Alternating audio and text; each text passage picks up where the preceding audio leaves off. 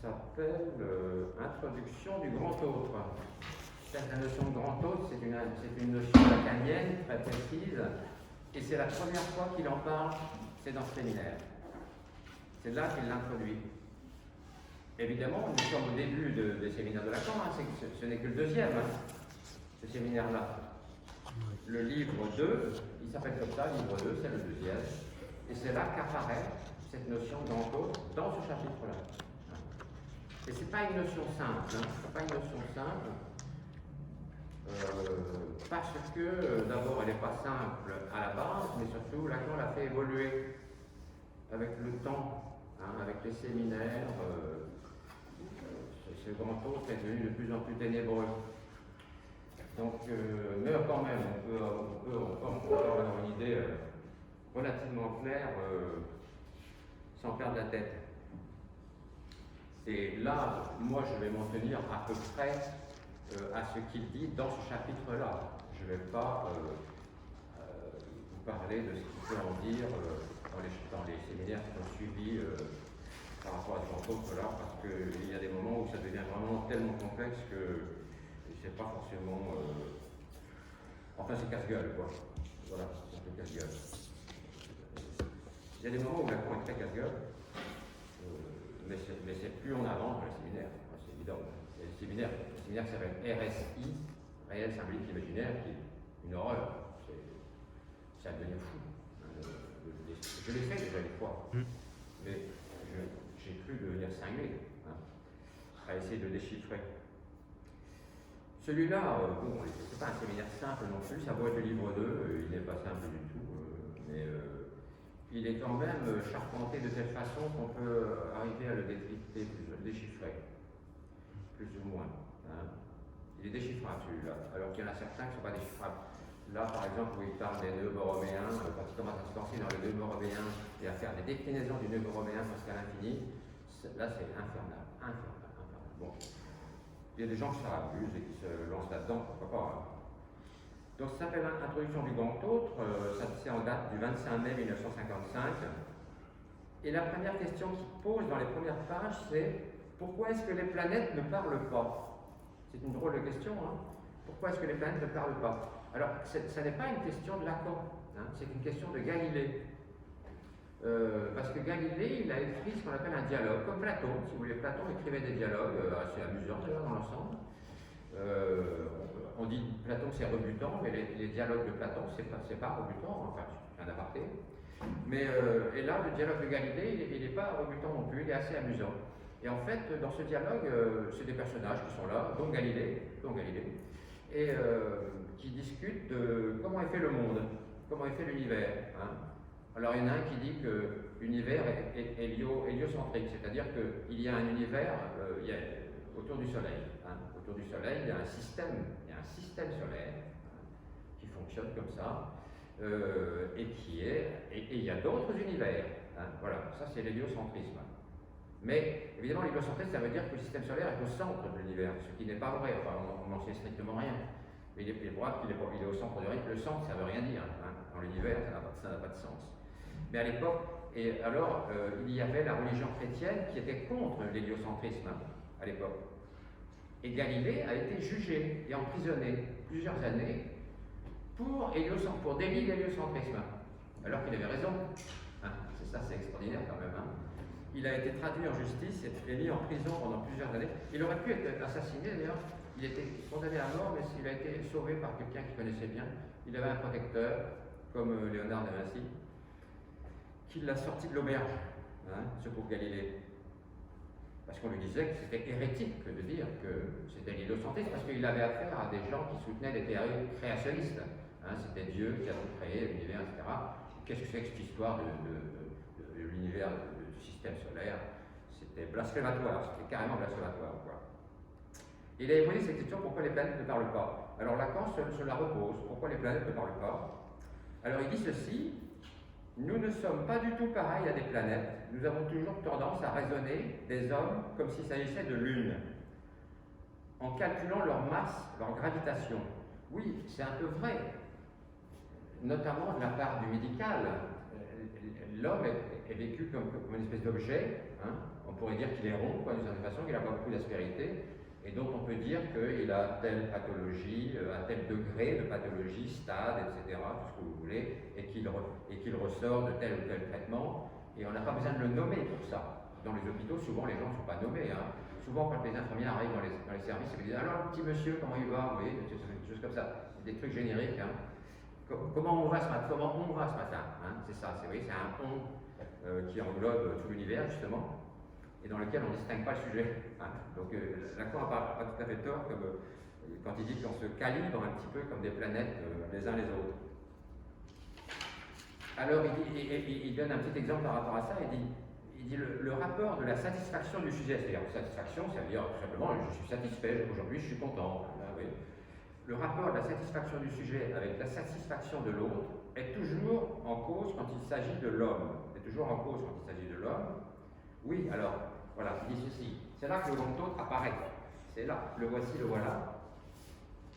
Il dit ceci, quand on n'est pas content ou quand on est content, c'est toujours en fonction de l'autre, de l'altérité. Ça, si vous voulez, pour Lacan, c'est le petit autre. C'est le petit autre, ça, avec un A minuscule. Avec un A minuscule. Mais, après il dit ceci, et puis il y a un mais. Il dit, mais ce n'est pas l'autre, le moi, son image. Donc finalement, c'est pas celui-là. Finalement, c'est pas celui-là qui fait qu'on est content ou pas content. Ce n'est pas l'autre, le moi, son image. C'est un rapport d'altérité foncière. C'est un rapport d'altérité foncière. Ça veut dire d'altérité radicale. Et ça, c'est pas une altérité radicale parce que c'est l'autre. C'est banalement l'autre, votre voisin, celui qui est à côté de vous, que vous voyez, etc., que vous aimez ou que vous n'aimez pas. C'est l'autre. Alors, il écrit, du coup, il dit, non, c'est l'autre avec un A majuscule. C'est l'autre avec un A majuscule. Donc, il s'agit dans le fait d'être content ou pas content. Évidemment, il ne s'agit pas d'analyser l'autre avec un A majuscule uniquement avec cette histoire d'être content ou pas content. Mais disons que c'est assez malin d'en parler comme ça, c'est plutôt sympathique. Et en fait, si vous voulez, l'autre, alors ne vous inquiétez pas parce que l'autre, je vais en parler tout au long de cette heure, l'autre avec un A, c'est ce que Lacan appelle le trésor des signifiants. Je vais vous dire ce que ça veut dire. Le trésor des signifiants, c'est-à-dire qu'en fait, l'autre avec un A majuscule, c'est le lieu de tous les symboles, sans exception. C'est le lieu de tous les symboles, tous sans exception. Donc c'est quelque chose d'infini. Hein. Ce n'est pas une localisation dont on pourrait donner la surface en kilomètres carrés ou en milliards de kilomètres carrés. Non, c'est un lieu qui n'a pas d'horizon, qui n'a pas de fin, c'est le lieu de tous les signifiants. Et donc, c'est notre rapport à cet autre-là qui fait que l'on est content ou pas content, et non pas le rapport au petit autre. Parce que ça peut être apparemment au petit autre. Hein. Quand vous n'êtes pas content, vous engueulez quelqu'un, vous dites tu m'emmerdes, je ne sais pas quoi, vous n'êtes pas content de lui, mais en fait, votre mécontentement va au-delà de lui. Vous êtes mécontent radicalement, je dirais, radicalement, foncièrement, en regard de quelque chose qui vous déçoit tout le temps, le grand autre. Et pourquoi est-ce que le grand autre vous déçoit tout le temps? Bien parce que vous ne l'avez pas, parce que vous ne pouvez pas le maîtriser. Voilà, ce n'est pas possible. Hein. Le lieu de tous les signifiants n'est pas accessible. C'est comme le réel lacanien, c'est du registre de l'impossible. Vous avez accès à un certain nombre de symboles. Là, il y a des symboles comme cet amphithéâtre, vous qui êtes là, il y a Patrick, Alain, etc. Voilà, des gens qui sont là. Et puis il y a des haut-parleurs, il y a la lumière. Je peux voir la lumière du soleil un peu là, couchant. Voilà, un écran, tout un tas de choses. Voilà, je peux énumérer comme ça quelques symboles de proximité, mais tout ce qui m'est extérieur. Il y avait une autre définition du grand autre que donnait Lacan qui est vertigineuse. Hein. Il disait le grand autre, c'est votre extériorité radicale. C'est pas simple une définition. C'est votre extériorité radicale. C'est-à-dire en fait que cela veut dire que c'est tous les symboles hors de vous. Hein? Donc c'est effectivement vertigineux. Et forcément, vous n'y avez pas accès. C'est pour ça que dans les séminaires de Lacan, vous trouvez toujours cette histoire de grand autre écrite comme cela. Il écrit toujours le A comme ça et barré. Barré pour vous dire qu'on n'y a pas accès. On n'y a pas accès à ce grand autre. Il nous fait défaut et il nous cause une espèce de nostalgie éternelle, de spleen indéterminé et interminable qui nous poursuit toute notre existence. Peut-être que les mélancoliques, justement, c'est cette perte totale du grand autre qui les rend comme ils sont, à savoir une tristesse insondable, c'est possible. En tout cas, nous, on peut appeler ça la castration aussi. La castration, ça n'est ni plus humain le fait que nous n'ayons pas accès à cet autre avec un A majuscule. On n'y a accès que partiellement, par quelques symboles, qui font des allers-retours, comme dit Lacan. Quand on parle, quand je vous parle de ce qu'il y a dans cet amphithéâtre, eh bien, je convoque par exemple table, je convoque le mot bureau, voilà, je convoque ça, c'est dans le grand autre, ça, je les convoque vers moi en tant que sujet. Je les convoque vers moi, et après, quand j'y pense plus, quand je ne les nomme plus, je les renvoie. Et Lacan dit qu'effectivement, ils font des allers-retours. Il y a des allers-retours de signifiants, de symboles, comme ça, entre le grand autre et nous. Donc vous voyez que, vu comme ça, dans le fond, ce n'est pas forcément une chose si complexe. C'est une chose incompréhensible d'une certaine façon, puisque conceptuellement, on ne peut pas l'atteindre. Vous ne pouvez pas réaliser la conceptualisation du grand autre, c'est impossible. Mais ça ne nous empêche pas d'en donner des espèces de définitions. Ça, c'est pas interdit. Des définitions qui renvoient à l'impossible. Alors, on revient à cette histoire de planète. Pourquoi elle ne parle pas? Alors, il demande à la salle, il demande à l'auditoire, là, qui est présent ce jour-là, vous avez des réponses par rapport à ça, etc. Alors, il y a des gens qui disent, c'est parce qu'elles n'ont rien à dire, les planètes, mais parce qu'elles n'ont pas le temps. Quand on dit elles n'ont pas le temps, ça peut avoir un sens assez complexe, elles n'ont pas le temps. Ça veut dire qu'elles ne sont pas incluses dans la notion de la temporalité. Ce n'est pas une histoire qu'elles ont autre chose à faire, peut-être. Peut-être qu'elles ont autre chose à faire, moi j'en sais rien, sur les planètes. Peut-être qu'elles ont du lait sur le feu. C'est pas exclu. Et qu'il faut qu'elles s'en préoccupent, que ça ne déborde pas. Mais là, Lacan, je suppose que dans cette formule, il y a plutôt, elles n'ont pas le temps, c'est plutôt que elles ne sont pas incluses dans une temporalité de mortels humaine. Pour un moment. Et puis, il y a quelqu'un d'autre qui dit, parce qu'elle ne parle pas parce qu'on les fait taire, On verra ce que Lacan entend par là aussi, par les fait taire. Il en parle dans la psychanalyse, il dit souvent les patients, on les fait taire, on leur cloue le bec. Donc voilà, ça, on verra ça. Et puis alors, il y a un monsieur qui est là, qui est très important, qui est au séminaire de Lacan, qui s'appelle Alexandre Poiret. Vous connaissez peut-être, c'est un philosophe très connu, Alexandre Poiret, ça s'écrit K-O-Y-R-E, qui est quand même c'est pas un philosophe méconnu, c'est vraiment une star. Et donc c'est un philosophe des sciences plutôt, Alexandre Poiret. Plus âgé que Lacan, il était né en 1890-95, je ne sais pas trop. Plus âgé, j'ai vu qu'il était mort en 64, donc il était quand même nettement plus âgé que Lacan. Et il venait au séminaire de Lacan, mais Lacan allait à son séminaire. Les séminaires, pratiquement le seul séminaire qui est fréquenté Lacan, c'est le séminaire de Poiret. Il y allait pendant longtemps. Et donc, dans ce chapitre, il nous dit, j'ai posé la question à un célèbre philosophe, mais il ne dit pas lequel, mais moi je sais que c'est Poiret. Ça peut être que lui. C'est pas Cogel, non, c'est Poiret. Non, c'est Poiret. Oui. Non, il y a une Cogel aussi, c'est vrai, il y a une Cogel. Mais là, en l'occurrence, c'est Poiret. Je ne peux pas l'affirmer, puisque Jacques Canavilla ne le dit pas. Mais je pense que c'est Poiret.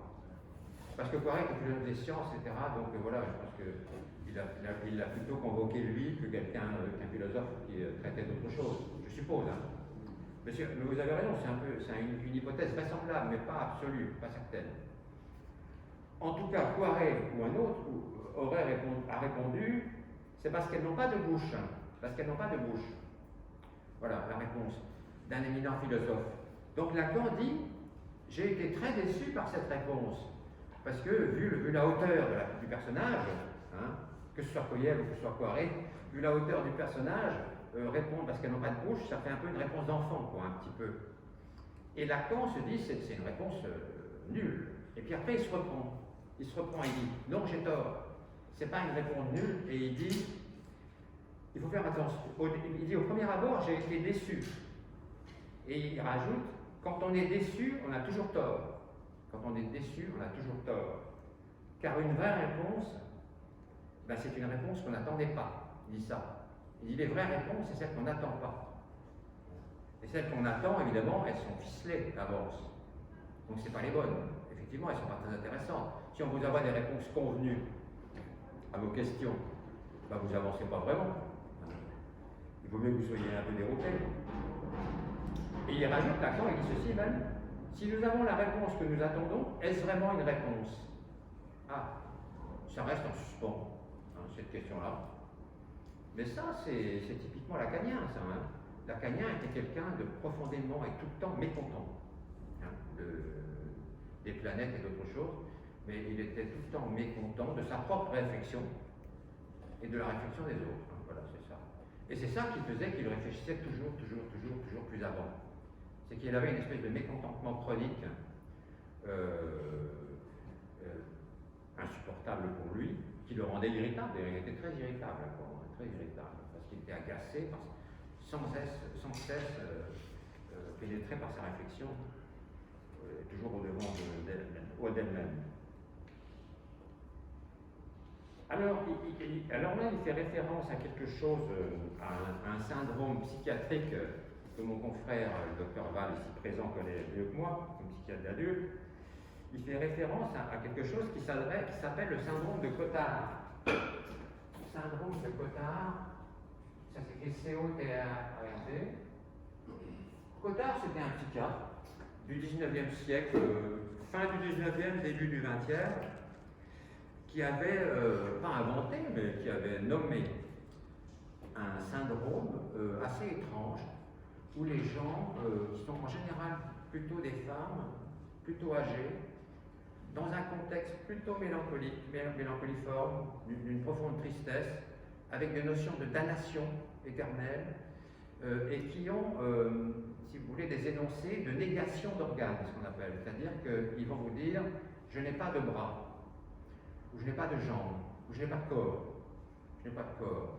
Et ce sont des convictions délirantes qui sont tout à fait inébranlables. C'est-à-dire qu'il est inutile que vous leur disiez, mais regardez, vous avez un bras, je le vois, etc., je peux le toucher. Non, c'est pas possible. Hein. C'est une négation foncière. C'est un déni, hein, une dénégation non contestable de leur corps. Et donc ça s'accompagne la plupart du temps, comme je vous disais, d'une tristesse très profonde et puis d'une notion de damnation.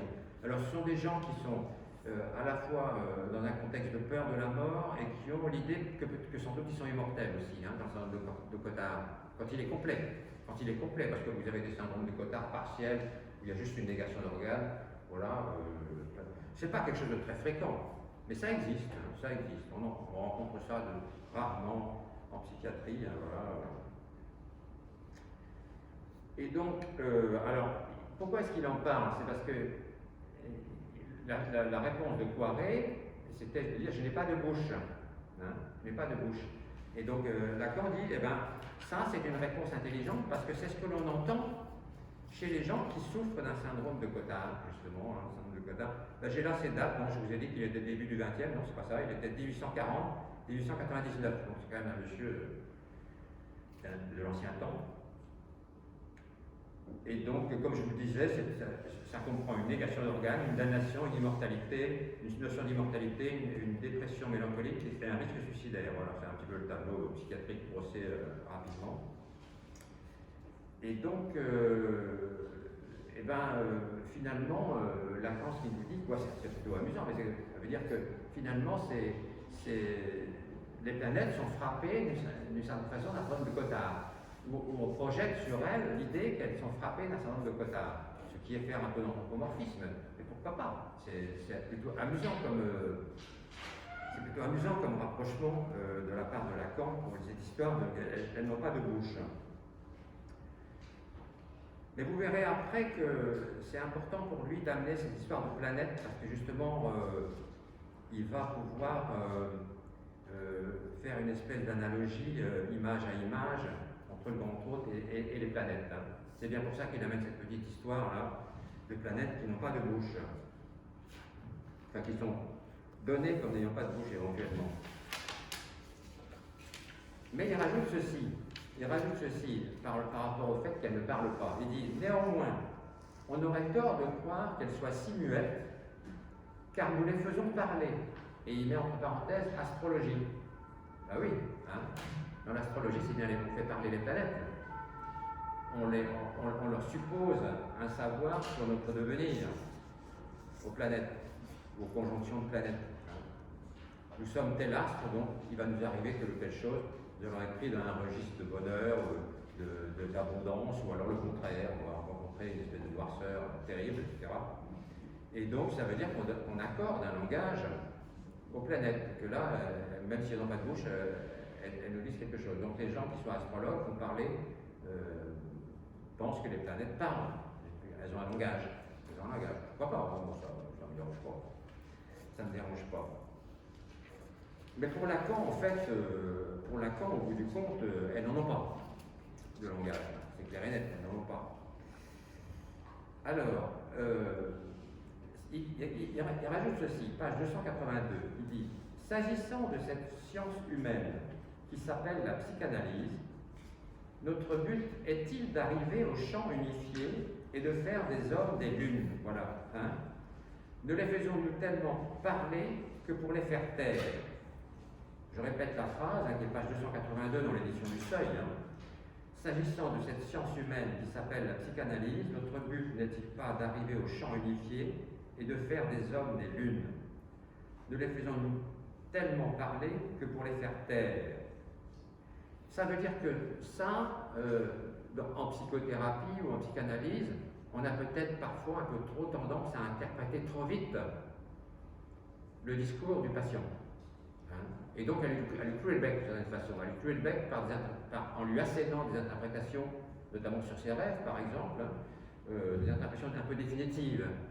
Vous savez ce que vous dites, ça veut dire ceci, ça veut dire cela, ça veut dire que vous êtes comme ci ou comme ça.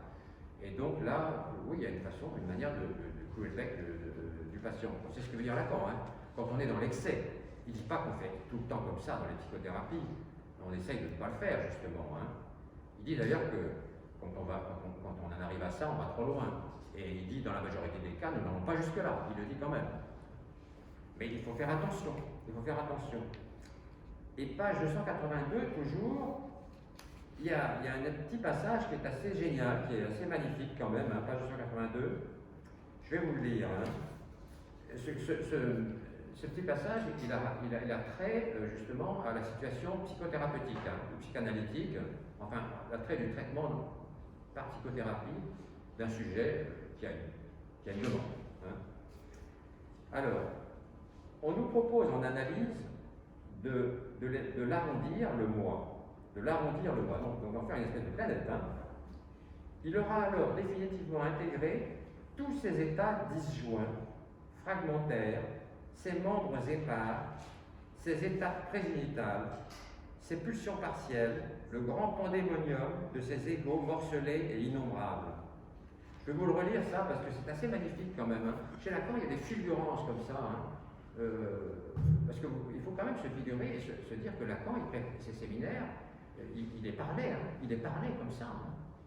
Il les faisait comme ça. Alors bien sûr qu'il réfléchissait avant, mais il sortait des phrases comme ça, c'est quand même assez stupéfiant. Hein. Donc je vous la relis cette phrase. Hein. On nous propose en analyse de l'arrondir le moi. Il aura alors définitivement intégré tous ces états disjoints, fragmentaires, ces membres épars, ces étapes prégénitales, ces pulsions partielles, le pandémonium de ces égos morcelés innombrables. Ça veut dire que en psychothérapie, on est embarrassé par le côté épars, éparpillé du sujet qui est en face de nous. Et on aurait toujours cette tendance à vouloir rassembler. voulez, raccommoder le sujet, hein, le rapiécer, hein, en faire une espèce de tout unifié et guéri, hein, une espèce de perfection ronde éventuellement, de type planète, et qui serait qui n'aurait plus d'aspérité, plus d'épines, et donc qui serait guéri. Voilà, on en aurait fait un astre, quoi, une planète. Et ça, c'est. Alors, après, il rajoute, page 283, Dieu merci, on reste très en deçà de nos buts. Dieu merci, on reste très en deçà de nos buts. Oui, heureusement. Si on est averti un petit peu, si on est un psychothérapeute un peu sérieux, on sait très bien qu'on ne va pas aller vers la perfection de l'état de notre patient, hein, vers une perfection de l'état de notre patient. On ne va pas y arriver. Hein. On ne va pas arriver à raboter, à arrondir tous les angles, tout ce qui est angulaire, qui nous gêne chez le patient et tout ce qui gêne lui. Si on va vers ça, on va se fourvoyer de toute façon. Parce que qu'est-ce qu'on va faire si on va vers cette idée qu'on va aller vers une espèce de perfection de la guérison, une guérison totale? Eh bien, on va projeter nos propres angoisses sur le patient, hein, et on va se défaire de nos angoisses en se disant qu'on a arrangé plus ou moins, on a rapiécé plus ou moins toutes les angoisses du patient. Donc, c'est pas le but, hein, c'est pas le propos. Je ne dis pas qu'il ne faut pas que les patients aillent mieux quand ils viennent nous voir, c'est un minimum qu'ils aillent mieux, hein, c'est quand même ce que l'on cherche, bien entendu. Mais que ça atteigne une perfection, hein, voilà, qui ressemblerait à un astre parfait, qui ne dirait plus rien, qui ne parlerait plus, qui n'aurait plus de bouche, hein, on lui aurait plus le bec, et bien ça n'est pas notre but. Hein. Et l'accord le dit bien, Dieu merci, on reste très en deçà de nos buts, par rapport à ça, par rapport à cette idée-là. De la psychothérapie. Alors, on va bientôt arriver au schéma que je vous ai distribué. Hein. Je vous ai distribué des feuilles avec le schéma, mais vous l'avez il est aussi dans le bouquin. Si je vous ai distribué le schéma, c'est parce qu'il est un peu agrandi, plus lisible sur la feuille A4, et puis parce qu'il y a un schéma supplémentaire. Il y a un petit schéma supplémentaire qui s'appelle le schéma R, qu'on ne va pas détailler, mais dont je vais vous parler de manière très succincte. Donc, il nous parle du moi, là, quoi. Il nous parle du moi du sujet. Le moi est-il réel? Est-il une lune? Est-il une lune? Ah oui, c'est une question, hein. Ou est-il une construction imaginaire? Et il répond à sa propre question. Il dit, c'est une construction imaginaire. C'est ce qu'il y a du bien. C'est ce qu'il y a de bien. Si ce n'était pas imaginaire, nous ne serions pas des hommes, nous serions des lunes. Ben oui, parce que supposez que nous n'acceptions pas d'être des petits autres, des petits autres. Si nous n'acceptons pas d'être des petits autres, c'est-à-dire de faire partie de l'intersubjectivité générale et d'être pas plus qu'un autre pour l'autre, pas plus que ça. Voilà, si nous n'acceptions pas ça, ça voudrait dire que nous désirerions être un autre avec un A majuscule, être l'autre que je vous ai défini tout à l'heure comme étant le lieu de tous les symboles, le lieu de tous les signifiants. Donc là, on reviendrait à une espèce de sujet total, hein, un sujet total qui n'est pas réalisable. D'ailleurs, Lacan le dit à un moment dans le chapitre, il dit, vous en avez déjà vu, vous, des sujets totaux? Il dit ça, Lacan, hein. Vous en avez déjà vu, c'est une question qu'il pose, vous avez déjà vu des sujets totaux? Il dit, moi j'en ai jamais vu. Moi j'en ai jamais vu, j'en ai jamais rencontré. Il répond à cette question-là. Hein. Donc, il n'est pas possible de faire ce chemin-là, quoi. Même si on en a le désir. On en a le désir, bien entendu. On est animé sans cesse de ce désir-là, d'aller au-delà de l'altérité ordinaire, mais évidemment, nous n'y parvenons pas. Et accepter de ne pas y parvenir, c'est ce qu'on appelle la castration en psychanalyse. Hein. Finalement, le but de la psychanalyse, quand elle se fait, c'est de faire accepter au sujet qu'il ne peut pas être autre avec un A majuscule, hein, et qu'il accepte sa condition de petit autre. Donc il accepte la castration. Parce que la castration, c'est ça, c'est la castration symbolique, ça. Hein. Ce n'est pas qu'on lui coupe le zizi, c'est la castration symbolique. Voilà, donc accepter ça, accepter de perdre l'idée d'être surpuissant, tout puissant, comme l'est le tout petit enfant. Donc l'enfant doit apprendre en grandissant, etc., apprendre à perdre quelque chose qui est la toute-puissance, qui est la totalité. Parce que la totalité, on va faire son deuil. Donc on arrive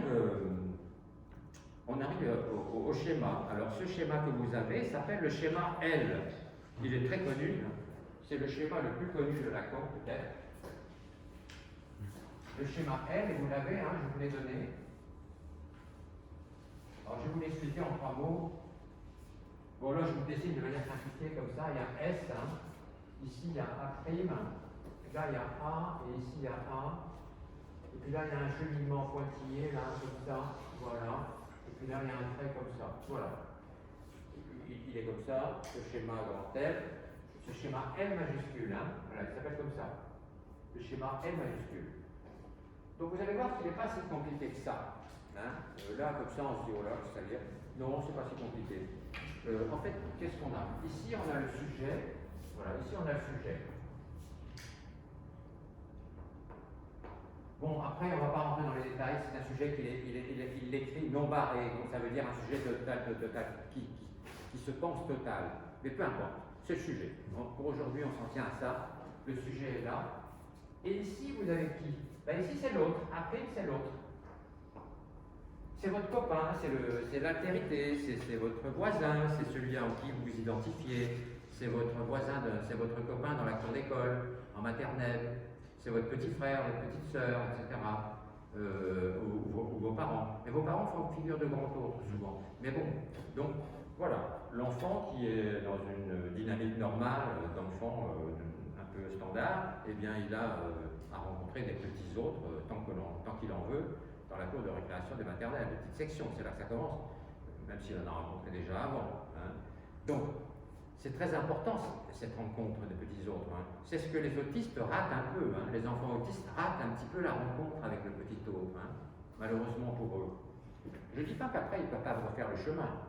On les aide justement à refaire ce chemin-là, mais ce n'est pas gagné, forcément. Donc,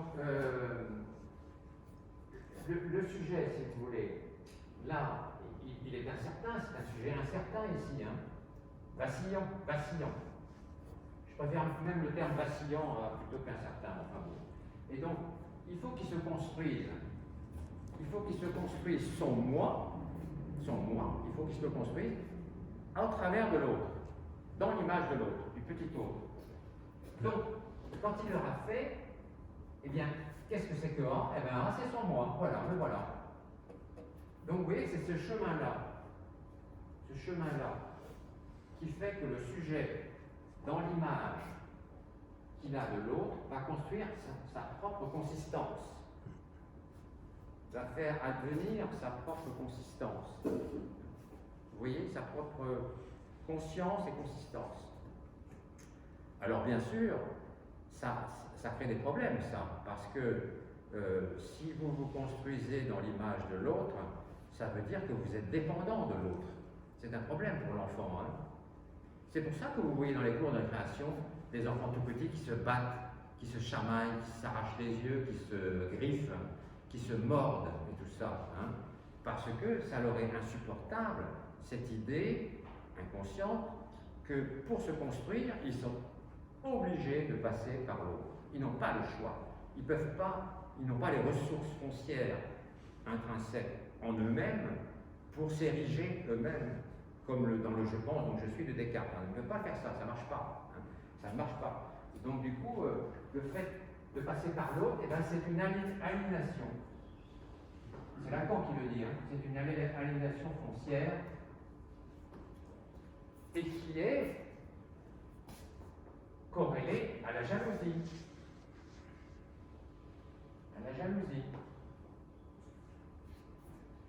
Et j'ai déjà raconté ici 500 000 fois cette histoire de la jalousie dans les années 70. Ceux qui ont un âge un peu certain se souviennent que dans les années 70, la jalousie était considérée comme un sentiment réactionnaire. Et que donc il était de bon ton de dire que si on était trompé par quelqu'un, on était content. Si dans un couple, on était trompé, cocu, cocufié, il fallait dire qu'on était content, il fallait même rencontrer le rival, etc. En disant, mais je suis content que tu sois dans mon couple, c'est une richesse, etc. C'était dénié, c'était naïf, parce que c'était du côté des bons sentiments, mais les bons sentiments, ça ne fonctionne pas toujours. C'était naïf parce qu'en fait, vous voyez bien que le sujet est obligé de se construire dans l'autre. Donc la jalousie et la rivalité, elle est structurelle. Elle est structurelle, elle est inévitable. On ne peut pas la contourner. C'est impossible. Hein. Et donc, toute notre vie, on a des moments de rivalité, de jalousie, qui sont les réviviscences de cette jalousie originelle. Voilà. Hein, vous voyez, c'est pas si compliqué. Hein. Alors, Lacan dit que ce circuit-là, il est imaginaire. Ben oui, il est imaginaire parce que c'est basé sur le fait qu'on s'imagine que l'autre est comme ci ou comme ça. On le voit grand et fort, peut-être pas, alors peut-être il ne l'est pas. On le voit gentil, alors peut-être qu'il ne l'est pas, etc. Vous voyez, on a tout un tas d'identifications à l'autre qui dépendent de notre humeur du jour, de l'humeur de l'autre, etc., de comment il se présente, de la manière qu'on l'accepte ou qu'on le refuse. Enfin, vous voyez, il y a mille et une possibilités. Et donc, c'est un circuit parfaitement imaginaire. Ce n'est pas un circuit qui serait dit symbolique, c'est-à-dire que, dont on pourrait dire, c'est définitivement comme ça. Hein. L'autre est définitivement comme ça, et moi, je me construis de manière définitive. J'ai une espèce de coquille définitivement dessinée de moi-même, à laquelle il n'y a plus à toucher. Ben non, ben non. C'est pour ça que Lacan, au début du chapitre, il dit il y a des moments où je suis content et des moments où je ne suis pas content. Lacan dit ça, hein, textuellement, au début du chapitre. C'est pour dire ça. Hein. C'est pour dire tout simplement que on est perpétuellement en train de tourner dans ce circuit imaginaire qui fait qu'à l'intérieur de ce circuit imaginaire, on a des humeurs. On a des humeurs, des mécontentements, des contentements, des rejets, des appropriations, des introjections, des projections, et tout ce que je voulais, tout un fatras de choses que Mélanie Klein avait beaucoup décrit. Mélanie Klein, c'était une femme assez extraordinaire, une psychanalyste anglaise, hein, et que Lacan appelait, je ne sais plus, la bouchère ou quelque chose comme ça. Tripière. La tripière, merci, la tripière. Parce que justement, elle n'arrêtait pas de parler d'objets introjectés et projetés, Mélanie Klein. Ce qui n'était pas faux d'ailleurs, parce qu'elle parlait de ça. Et donc Lacan l'appelait la tripière, parce qu'il voyait un petit peu comme si les enfants donnant leurs tripes et arrachant les tripes de l'autre, quoi, d'une certaine façon. Donc, alors, dans ce schéma-là, vous voyez apparaître ce fameux grand autre, il est là. Il est là, mais qu'est-ce qu'il fout là, lui? À quoi il sert? Eh bien, je vous ai dit que c'était le lieu de tous les symboles, le lieu de tous les signifiants, tous les symboles. On va abandonner le mot signifiant parce que ça nous embarquerait un peu loin. Pour aujourd'hui, c'est pas la peine, mais le lieu de tous les symboles, c'est déjà pas mal. Le lieu de toute la symbolique, quoi. C'est même pas l'univers, hein, c'est infini. Je l'ai déjà dit 100 fois, mais c'est infini. Il n'y a pas d'horizon à cette histoire-là. Donc, qu'est-ce que c'est un peu le grand autre? Pour simplifier, je vais vous donner une image dont Lacan s'est servi d'ailleurs des fois, au début. C'est comme si c'était une espèce de grammaire, là, une espèce de grammaire, le grand autre, qui contiendrait toute la syntaxe, absolument toute, de façon là aussi infinie. Et donc, du coup, lorsque vous avez besoin de nommer quelque chose, eh bien, cette chose, vous allez la nommer en y allant là, à côté de l'autre, dans son stock infini. Dans son stock infini, vous avez besoin d'aller chercher les symboles adéquats qui vont vous permettre de nommer telle ou telle chose, tel ou tel affect, telle ou telle personne, tel ou tel ressentiment, sentiment, etc. Et tout, voilà. Et c'est ce que l'on fait, sans arrêt. Alors, comme cet autre ne nous est pas vraiment accessible dans sa complétude, Lacan dit, cet axe-là, contrairement à celui-ci qui est imaginaire, cet axe-là, il est inconscient. cet axe-là, celui-là, du sujet à l'autre. C'est pour ça que c'est en pointillé, là. Parce que nous avons des accès sporadiques à l'autre, notamment dans le rêve, par exemple. Dans le rêve, on peut avoir accès à l'autre, d'une certaine façon, pourquoi pas. C'est pas interdit, de manière hallucinatoire, bien sûr, dans le rêve, onirique. Mais c'est inconscient, là, et c'est inconscient. Et puis, l'autre peut faire irruption dans notre discours par le lapsus, par exemple. Un lapsus, c'est une irruption, une intrusion de l'autre, avec un A majuscule, dans notre discours à nous, dans le discours de petit autre. Pour vous donner des exemples concrets. Voilà.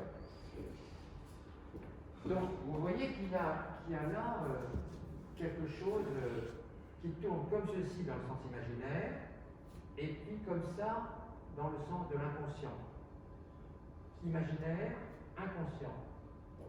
Mais en pointillé en ce qui concerne l'inconscient, parce que ça nous vient d'un lieu qu'on ne peut pas atteindre dans son entier, et donc son chemin, c'est des petits cailloux blancs. C'est des petits cailloux blancs comme le petit pousset, mais c'est pas une autoroute. C'est pas une autoroute. Alors qu'ici, c'est une autoroute, entre A et A'. Là. D'ailleurs, ce A', là, Lacan, il l'appelle le mur du langage. Le mur du langage.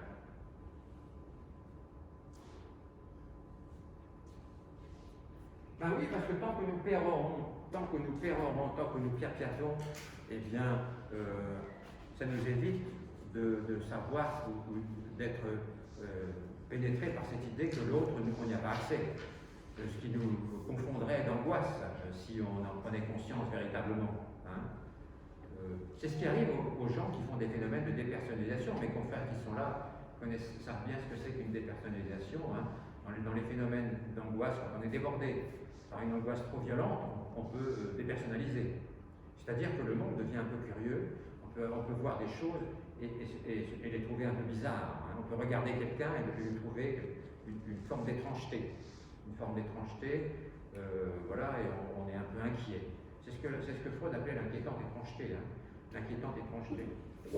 Donc ça peut nous arriver, bien sûr, à nous aussi, quand on est...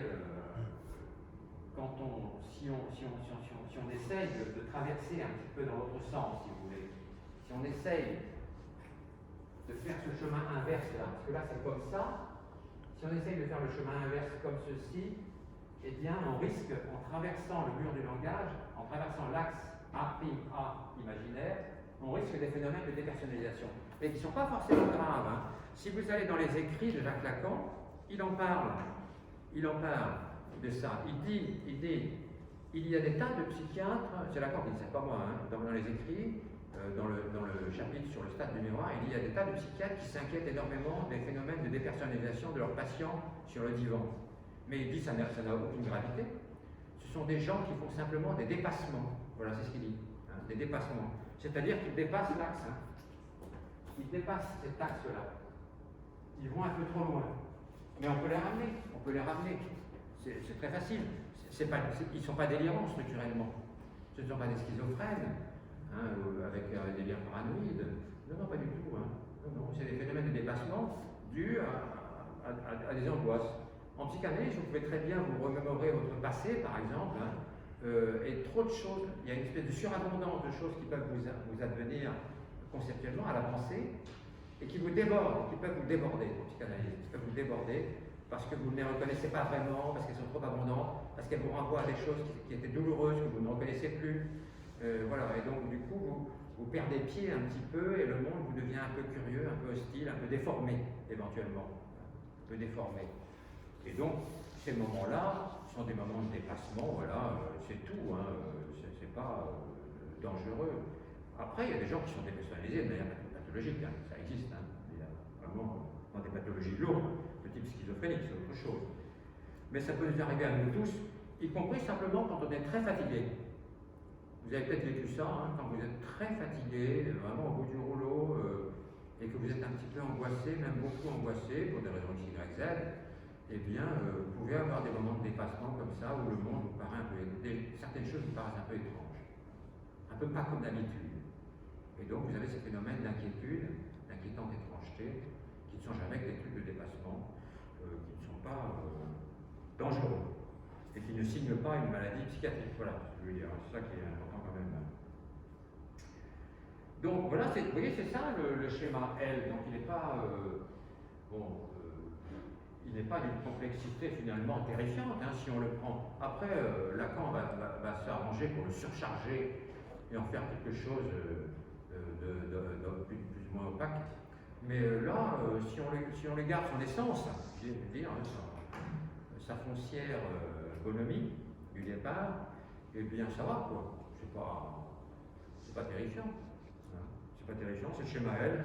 Il faut le connaître parce que si vous connaissez ça, ben vous connaissez beaucoup de chez Lacan. Hein. Vous êtes des lacaniens déjà. Hein. Si vous connaissez le schéma grand L et que vous l'avez compris comme je viens de vous l'énoncer, vous êtes lacanien. Parce que c'est vraiment. Il y a presque tout là-dedans. Il y a presque tout Lacan là-dedans. Mine de rien. Hein. Alors, les papiers que je vous ai donnés là, vous avez le schéma R qui est en dessous. Hein. Alors, je ne vais pas en énoncer tous les termes, hein, mais simplement, je vais passer celui-là, sinon il va nous parasiter. Je vais l'effacer. Et je vais le dessiner de manière très sommaire, le R.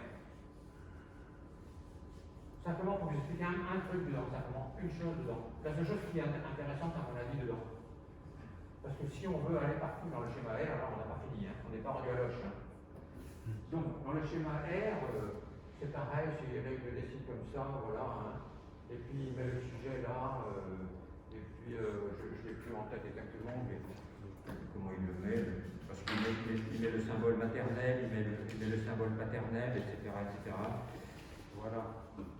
Il met le M ici, ça c'est la mère, voilà, il met le P ici, ça c'est le père, et puis là c'est le I majuscule, c'est l'imaginaire. Alors ça on s'en fout un petit peu à la limite si vous voulez. Ce qui compte c'est qu'il y a une espèce de bande là, il y a une espèce de bande, voilà. C'est ça la seule chose qui est importante. Une espèce de bande là, entre le sujet et vous vous rappelez que le A était là, hein. Et on s'était dit que finalement, aller de là à là, c'était pas évident, c'était en pointillé. C'était que de temps en temps, et c'était toujours incomplet, jamais réalisé. Jamais réalisé. C'est quelque chose de déréalisable, ce cheminement-là. Mais on peut parfois avoir des accès, je dirais, justement, des accès d'accès à l'autre. Alors, là, il y a cette bande que dont Lacan dit que c'est une bande de Mébius. Alors, il ne faut pas avoir peur de ça, je vais vous expliquer. Bande de Moebius. Alors, une bande de Mébius, qu'est-ce que c'est? Eh bien, si vous prenez votre ceinture, si vous enlevez votre ceinture, simplement, hein, vous la prenez, vous lui faites une torsion à votre ceinture d'un quart de tour, et vous faites glisser votre doigt sur une face de votre ceinture, jusqu'au bout. Ben, vous verrez que votre doigt va passer de l'autre côté de la ceinture sans passer par un bord. Étonnant. Hein? Mais vous pouvez le faire, vous verrez, vous le ferez chez vous, vous verrez, ça fait ça. Hein? C'est très curieux. Hein? On passe d'une face de la ceinture à l'autre face de la ceinture sans passer par le bord. Hein? Simplement par une torsion d'un quart de tour. Et donc cette espèce de bande plate avec un quart de tour, une torsion d'un quart de tour, c'est une bande de Mébius. C'est-à-dire qu'on passe d'une face à une autre sans s'en rendre compte, sans savoir comment. C'est ça que ça veut exprimer, c'est pour ça qu'il en parle. Hein. Après, mathématiquement, la bande de Mébius, ça doit être quelque chose de complexe. Moi, je ne m'avance pas là-dessus. Je vous dis simplement qu'on peut la réaliser avec une ceinture. Si vous le faites, vous verrez que c'est vrai. On passe d'un côté à l'autre de la ceinture, sans passer par le bord. Sans sauter par-dessus le bord, si vous voulez. Quoi, hein. Et donc, pourquoi est-ce qu'il met une bande de Mébius ici? Simplement pour signifier que la liaison entre le sujet et le grand autre, c'est une bande de Mébius. C'est-à-dire que si on y va un petit peu farfouiller du côté du grand autre, dans des moments de grande angoisse, comme je vous disais tout à l'heure, par exemple, eh bien, on ne sait pas comment on le fait. On ne comprend pas comment on le fait. On ne peut pas conceptualiser ça. On ne peut pas l'expliquer. C'est du côté de l'irréel, si vous voulez, ou du réel lacanien, peu importe. Et donc, du coup, c'est une bande de Mébius. C'est pour ça qu'il a dessiné cette bande comme ça en travers. Donc, vous voyez, ça, le schéma R, finalement, il n'est pas aussi complexe, hein, parce que pour moi, l'essentiel du schéma R, c'est ça. Après, évidemment, il y a d'autres choses, parce que là, il met le phallus paternel et tout ça, il met la mère, là, bon, d'accord, mais on s'en fout un peu. Ce qui compte, c'est ça. C'est de savoir qu'ici, il y a une bande de Mébius, c'est-à-dire quelque chose d'incompréhensible, qui parfois nous fait basculer d'un monde à un autre, du monde de l'imaginaire ici, au monde symbolique ici. Et que c'est inquiétant, et qu'on ne sait pas comment on fait. On ne sait pas comment on fait. Et c'est ça les phénomènes de dépersonnalisation. Hein. Les phénomènes de dépersonnalisation, c'est que vous traversez une bande de Mébius sans vous en rendre compte, comme si vous traversez des passages shootés, un petit peu, hein. Et puis vous vous trouvez dans un lieu où vous ne devriez pas être, ou a priori vous ne devriez pas connaître. Voilà. Hein. Donc vous n'êtes pas forcément à l'aise. Voilà. C'est ça ce que ça dénote dans ce schéma-là. Hein. Après, évidemment, il y a là-dedans interviennent tout un tas d'autres choses qui sont plus complexes et qui sont. Alors, je ne vais pas. Ouais. Après, il parle de tout un tas d'autres choses par rapport au grand hôte, mais. Oui, il donne un exemple de grand hôte qui est assez amusant. Je ne sais pas si vous avez vu le film les plus jeunes, peut-être pas, le film de Kubrick de 2001, L'Odyssée de l'espace. C'est un film des années 70, hein.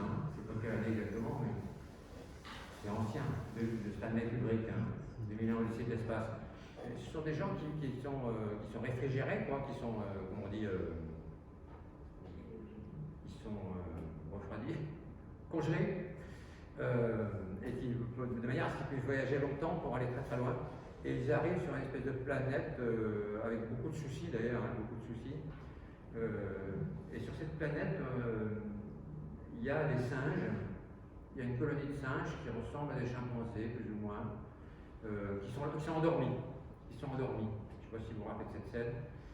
Et il y a un monolithe, c'est une espèce de menhir noir, hein, quadrangulaire, très inquiétant.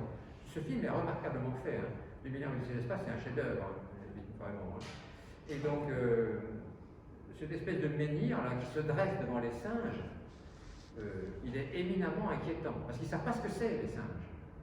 Donc, on voit les singes en train de se réveiller, plus ou moins, et puis ils clignent des yeux comme ça, et puis ils regardent ce menhir, ce monolithe, et ça leur fait peur, ils poussent des cris.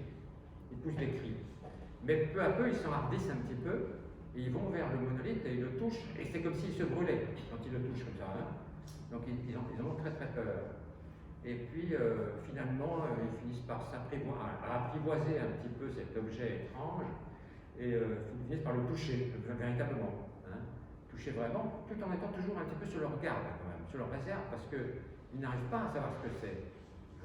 Et c'est Lacan qui en parle, hein, pour dire que ce monolithe noir, eh ben, c'est ni plus ni moins qu'une espèce de représentation du grand autre. Hein, du grand autre. C'est le lieu de tous les signifiants. Et évidemment, comme c'est quelque chose d'inaccessible, eh bien, ça leur fait peur aux singes. Mais en même temps, ça leur fait peur, mais ça leur est bien utile. Parce que c'est là qu'ils commencent à crier, justement. Parce que dans le film, on imagine qu'ils sont endormis ou une espèce de coma depuis de toute éternité, peut-être, et qu'ils ont un éveil comme ça à la conscience dans l'univers, et que grâce à ce monolithe qui leur font peur et qu'ils touchent comme s'ils étaient brûlés, ils poussent des cris, ben la parole, c'est ça, la parole émerge. La parole émerge chez les singes, et ces grands singes-là, de type chimpanzé, je ne sais pas chez les chimpanzés, mais quelque chose comme ça.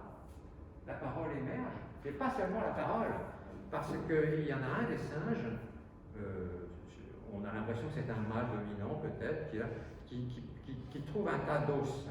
Et il prend un des os qui est là, et il se met à vouloir l'attraper, toujours en ayant un peu peur de l'os. Finalement, il s'aperçoit que c'est comme une espèce de truc, un bâton, et il finit par le taper sur le sol, comme ça, l'os, un gros fémur peut-être, il le tape sur le sol, et puis à la fin, il s'en sert même pour casser d'autres os. Donc il s'en sert comme outil de destruction.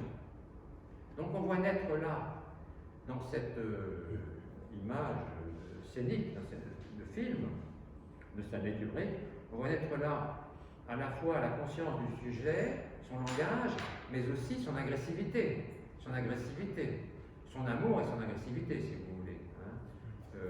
Son rapport à l'autre, hein, finalement. Hein, parce qu'après, je crois qu'il commence à taper sur d'autres chiens, justement, avec Klaus, autant que je m'en souvienne. Mais là, je ne me souviens pas du film dans tous ses détails. Enfin, il me semble qu'il s'en sert comme arme de guerre, un petit peu. Hein. Donc il y a quelque chose de l'ordre de la rivalité dont je vous ai parlé dans le schéma précédent, etc., dans le film de Kubrick. Si vous avez l'occasion, si vous ne l'avez jamais vu, et regardez le Et film. à la fin, il lance. Ah, il le lance, tout à fait. Oui. Se transforme en vaisseau spatial. Voilà, exactement, c'est vrai. le temps. Je ne me rappelle plus de ça, mais c'est vrai. Qui tourne autour de la Il Terre. tourne, ça tourne, oui, ça tourne, il le lance en l'air et ça se transforme en vaisseau spatial, oui, c'est vrai, c'est vrai. Et donc, vous voyez que c'est une espèce de symbolique finalement assez proche de ce que raconte Lacan, quoi, hein, ce monolithe noir, là, et c'est très proche de Ça peut l'idée. être le réel aussi. Oui, avec le réel aussi, oui. Peut-être l'autre, on s'appelle Le réel, c'est-à-dire ce qui n'est pas nommé, oui, ce qui n'est pas nommé, ce qui est inconnaissable. Ce qui fait trou dans le. Oui, qui fait trou, oui, tout à fait, ça peut être aussi ça. Le réel, hein, comme Alain parle du réel, le réel chez Lacan, ce n'est pas la réalité, hein, c'est différent. Le réel, c'est ce qui n'est pas nommé chez Lacan. Vous voyez, c'est assez particulier. Hein. Bon, on ne va pas s'embarquer dans la notion de réel tout de suite, hein, mais comme Alain en parle, je vous dis quand même ce que ça veut dire chez Lacan, si on en donne une définition comme ça un peu simple et rapide, c'est ce qui n'est pas nommé, voilà, ce qui n'est pas symbolisé. Ça ne veut pas dire que ça ne pourrait pas l'être symbolisé, hein, parce que Lacan parle du réel à prétendre, c'est-à-dire que dans le réel, il y a des choses qui peuvent arriver à la symbolisation. Ça arrive à la symbolisation, mais pas forcément. Pas forcément. Chez l'enfant autiste, par exemple, il est probable qu'il y ait un peu du réel qui arrive à la symbolisation, ou moins que chez l'autre enfant. Après, on essaye d'y remédier, mais bon, c'est pas simple. Donc ça, c'était pour dire un petit mot du film, parce que oui, alors, par rapport à... Oui, parce que, si vous voulez, par rapport au grand autre, Lacan, ça l'amène à parler d'un concept freudien qui s'appelle Das Ding. Vous allez me dire, ça fait beaucoup de choses pour aujourd'hui, mais c'est pas si compliqué que ça non plus. Bien que Freud ne soit pas allé jusqu'au bout de sa conceptualisation de Das Ding, Das Ding c'est la chose, hein, en allemand. Das Ding c'est la chose, et qui s'écrit avec un C majuscule. Et qu'est-ce que c'est pour Freud? La chose, autant qu'on puisse l'extraire de l'œuvre de Freud, ce qui n'est pas simple parce que Freud a beaucoup tâtonné pour lui-même conceptualiser la chose, mais quand même, ce qu'il désigne, c'est la mère. Mais c'est la mère comme absente, si vous voulez. C'est la mère qui s'en va, la maman qui s'en va. Et finalement qui laisse une place vide, qui est la chose. Voilà, une place vide qui est la chose. Qui est cette chose-là? La chose freudienne. Et pour Lacan, ça s'apparente plus à la notion du réel, à ce qui n'est pas nommé, la chose.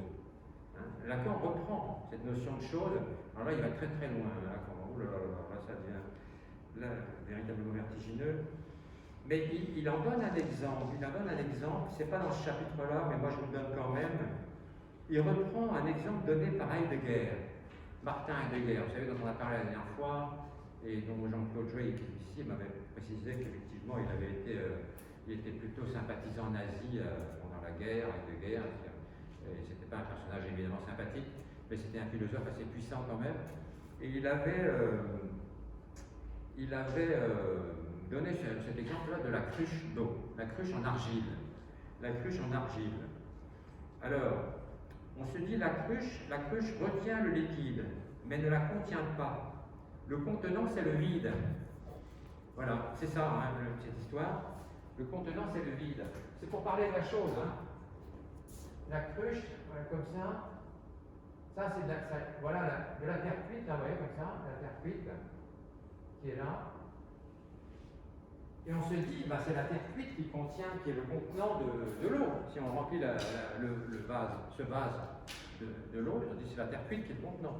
Et bien Heidegger dit non, c'est pas la terre cuite, c'est le vide. Et en fait, il dit, on a construit autour de cette forme vide une forme en argile. Mais cette forme en argile ne fait que reproduire le vide qui contient l'eau. Vous voyez? Bon, c'est un petit peu bizarre, hein, mais enfin c'est comme ça qu'il en parle, hein, Heidegger, et c'est comme ça que Lacan reprend cette histoire-là.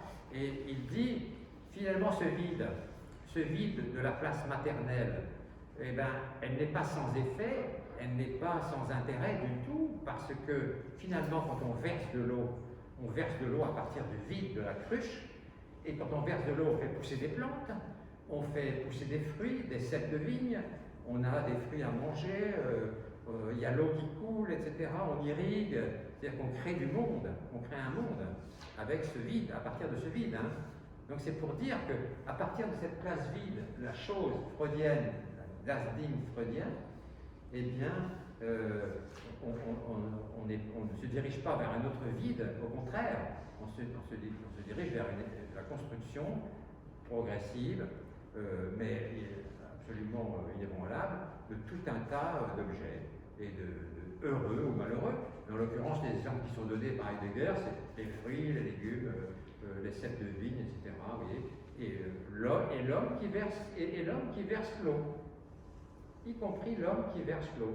Vous voyez, à partir du vide, simplement, et l'argile n'étant qu'un cache de ce vide, mais n'étant pas le contenant.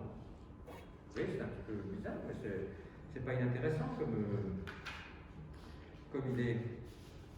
Alors, pour terminer, je vais vous parler un petit peu, je voulais vous parler un petit peu d'un tableau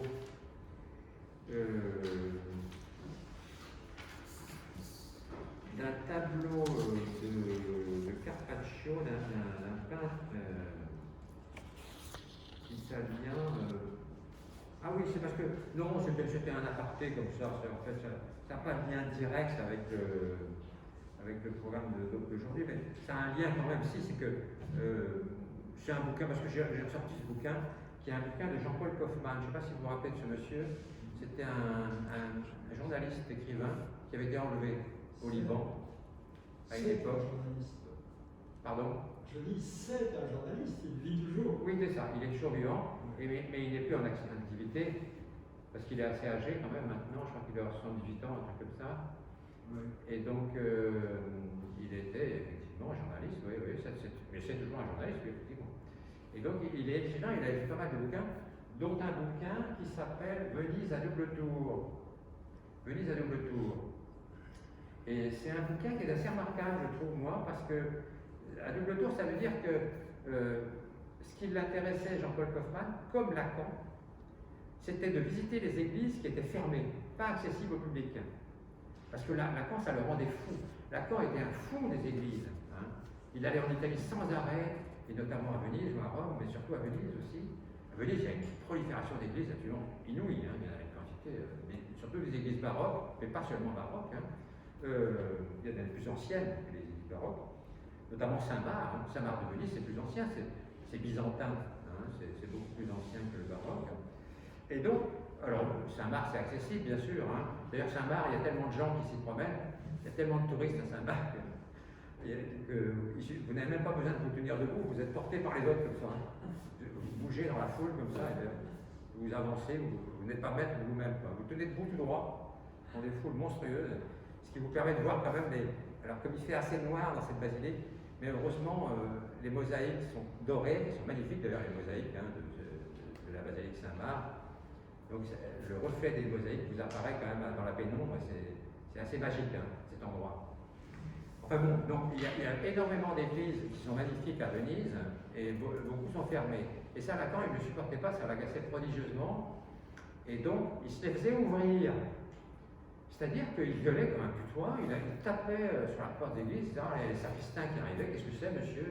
Je suis le docteur Lacan, il faut m'ouvrir ça, moi il y a des choses que je veux voir là-dedans, il y a des tableaux, je sais qu'il y a tel tableau, parce qu'il s'y connaissait Lacan, attention, hein. Il y a tel tableau, il y a telle statue là-dedans, je veux le voir, il y a un Titien, il y a un Tintoret, il y a tout ça, il y a un Michel-Ange, je veux le voir, laissez-moi rentrer. Et il arrivait à ses fins, hein. Il arrivait à ses fins. Et alors, il ne se contentait pas de ça.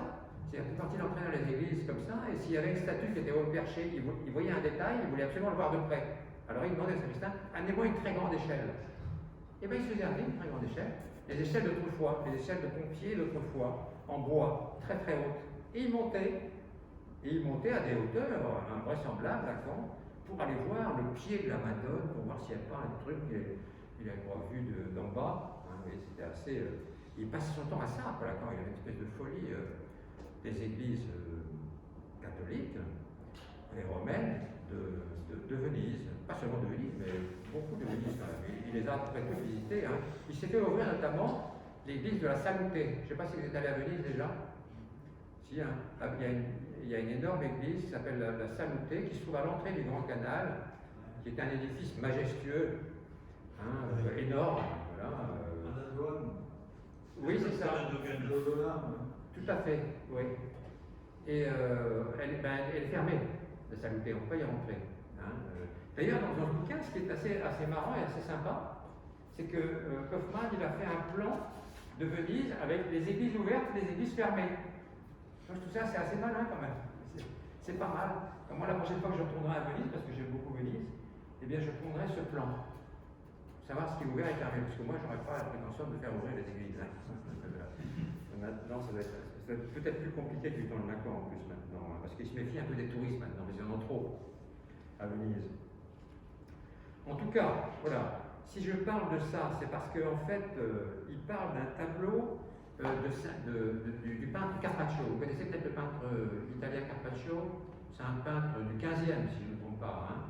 Du 15e, voilà, qui peignait essentiellement des scènes religieuses. Hein. Notamment, il a peint beaucoup le Christ descendant de la déposition, ce qu'on appelle la déposition du Christ. Hein. Il a peint énormément de dépositions du Christ, ce qui sont des tableaux magnifiques d'ailleurs, hein, où la couleur rouge domine. Hein. C'est des tableaux très tragiques, hein, très sombres, mais en même temps il y a du rouge, beaucoup de rouge dans les tableaux de Carpaccio, et ils sont extrêmement beaux. Et il y a une petite église qui n'est pas très loin de la place Saint-Marc, où il y avait un tableau de Carpaccio qui s'appelle Saint-Georges et le dragon. Ben vous l'avez, c'est la deuxième page du petit document que je vous ai donné. Vous tournez la page, vous avez le tableau, vous tournez la page, vous avez le tableau de Saint-Georges et le dragon. Et pourquoi est-ce que Lacan en parle du Saint-Georges et le dragon? D'abord parce qu'il aimait beaucoup ce tableau, énormément, mais parce que Saint-Georges, qui est sur son cheval, je crois, hein, embroche, je n'ai pas sous les yeux, embroche un dragon pour le tuer, et il y a plein de têtes et de bras, il y a des membres, etc. Et part tout autour du dragon, parce que c'est le dragon qui les a bouffés ou qui les a démantibulés. Et donc, pour Lacan, le vœu du dragon, si vous voulez, c'est de rassembler un petit peu cette humanité éparpillée, comme ça, cette humanité morte, éparpillée, fracassée. Et Lacan dit, eh bien nous, quand on est psychothérapeute, c'est ce qu'on est toujours tenté de faire. Vous voyez, c'est en lien avec le séminaire. Hein. On est toujours tenté de rassembler les morceaux comme Saint-Georges le faisait avec l'humanité du dragon, du tableau de Carpaccio. Alors, ce tableau, il était dans une petite église qui s'appelait l'église La Scuola dei Schiavoli. Schiavoli, ça veut dire les esclavons, c'est-à-dire les gens qui viennent des pays slaves. Mais ça c'est plus ou moins, ça a été péjorativé, si je puis dire, puisque en fait, maintenant, c'est employé pour dire éventuellement esclave. Mais littérairement et rigoureusement, ça veut dire les gens slaves. Hein. Ça ne veut pas dire esclaves. Et donc, dans cette petite église, la Scuola dei Schiavoli, qui est près pas très loin de la place Saint-Marc d'ailleurs, il y avait ce tableau de Saint-Georges, malheureusement ils l'ont enlevé de là, et ils l'ont mis au musée de l'Académia maintenant. Non? Il est toujours là? Moi je l'ai vu là-bas. Tu l'as vu là? Ah bon? Oui. Ah, C'est le martyr de Saint-Ursule qui est à... ah oui, il y a le martyr de Saint-Ursule aussi. Alors ça, Lacan adorait le martyr de Saint-Ursule aussi. Oui. Il est là aussi? Oui, oui. Ah d'accord. Le martyr de Saint-Ursule, il est à l'Académie. Ah d'accord, ok. Mais il y a toute une série aussi. Oui, il y a une série, il y a plusieurs. Et puis le dragon, Le dragon, il il est est changé depuis. Il est là alors? En principe, oui, moi je l'ai vu là. Eh bien, je ne l'ai pas vu, alors j'irai le voir la prochaine fois. Fort de ton renseignement, je n'irai pas à l'Académie. Donc, voilà, voilà, c'est bien avec Lacan, parce qu'on voyage, vous voyez, comme ça, on voit tout un tas de choses, des livres sur le plan littéraire, sur le plan des arts, etc. Ça va dans tous les sens, Lacan, tout le temps. C'est ça qui est merveilleux avec ce personnage. C'est que, voilà, il avait une connaissance extrêmement pointue de l'art italien, notamment de l'art baroque, et ça le rendait fou de joie, Lacan. Il avait un frère qui était moine, vous savez, qui était moine bénédictin. Je crois qu'il était à l'abbaye de Haute-Combe, si je ne me trompe pas. Pardon? Il était à, comment ça s'appelle, la pierre qui vire. La quoi? À la pierre qui vire. Ah, peut-être, oui. C'est dans le Morvan. Dans le Morvan? Il a écrit plein de bouquins. Oui, il a écrit plusieurs bouquins. L'autre Lacan. Voilà, oui, tout à fait. C'était un personnage remarquable, ce moine, et les deux frères s'adoraient. Ils avaient un amour l'un pour l'autre extrême. Et ils se voyaient régulièrement. Et effectivement, comme dit Jean-Claude, le frère moine bénédictin a écrit plusieurs bouquins. Effectivement, oui. Et il s'angoissait un petit peu de voir son frère n'être pas un fervent pratiquant catholique. Ça l'embêtait. Il le disait d'ailleurs, il en parlait avec Jacques Lacan. Je ne sais pas ce que Jacques Lacan lui répondait, j'en sais rien. Je ne sais pas, on ne le sait pas. Peut-être que c'est écrit dans les bouquins dont Jean-Claude parle, je ne sais pas. Parce que je n'ai pas lu les bouquins du père. Je ne sais pas comment il s'appelait, François, non? C'est ça? Son prénom? Pierre-Marie. Marie? Pierre-Marie. Pierre-Marie. Pierre-Marie. Ouais. Pierre-Marie. En tout cas, moi alors oui, pour finir, je vais vous lire un tout petit truc. Le premier texte de Lacan est dédié à Pierre-Marie. Oui, tout à fait. Oui. Son premier écrit. Premier écrit, oui, tout à fait, oui. Sur la mère de. Non, la mère du psychanalyste, là, qu'il a eu, qu'il a soigné. Didier Angieux. Angieux. Comment? Angieux. Oui. Son premier texte sur la parole. Tout à fait, oui, tout à fait. Oui. Sa thèse de doctorat, c'est ça? Oui, elle est dédiée à son frère. Dédiée à son frère, oui, Pierre-Marie, oui, c'est ça. C'est vrai. Tu me le rappelles, non, c'est exact. Juste une petite information, je vérifie, effectivement, il était bien au camp au début, son frère. Il s'appelait Marc-François. Et après, il est allé au monastère de Galagodi, c'est au nord d'Aix-en-Provence. Ah oui, d'accord. Quand ils ont déménagé du monastère, c'est vrai que de la Bourget, je ne sais plus comment il s'appelle, Lequel? Celui de Pont? c'est de la Bourget, le grand monastère. Oui, c'est ça. Oui, c'est ça. Donc il est parti là, après pour faire la commune, parce qu'ils ont fermé, parce qu'il y avait trop de touristes qui passaient. Ah bon, ils ont fermé? Ah oui. Lequel a fermé? Moi, je connais quelqu'un qui l'a connu, qui est allé faire une retraite. Ah oui, d'accord. Ah oui. Il s'occupait de la bibliothèque et des choses comme ça. Oui, il était plus jeune que Jacques Lacan, nettement plus jeune. Et donc, je vais terminer en vous disant un tout petit truc que dit, parce que Kaufmann a, ce qui est toujours vivant, a une admiration profonde pour Jacques Lacan. Parce que d'abord parce que Kaufmann, lui aussi, est un amoureux des églises romanes et autres romanes, baroques et de l'Antiquité, de Venise d'ailleurs, de l'Italie en général. Il est un amoureux aussi violent que Lacan. Et donc, il a une profonde admiration pour Lacan. Et je vais vous lire un petit passage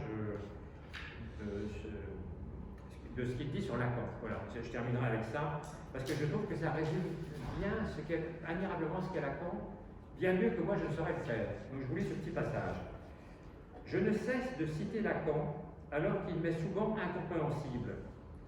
Précisément ce que j'aime chez lui, c'est son dédain de la clarté, ou plutôt de la lisibilité. Son pouvoir d'errance, sa résistance farouche à l'entendement. La limpidité aurait réduit sa pensée. Comme l'a proclamé un jour Jacques-Alain Miller, il est très suffisamment indigeste pour qu'on ait encore longtemps à le mastiquer. Lacan parle une langue inconnue, composée d'ellipses, d'homonymies, d'inversions, qui renacle à se laisser traduire. C'est lorsqu'il fulgure qu'il me touche.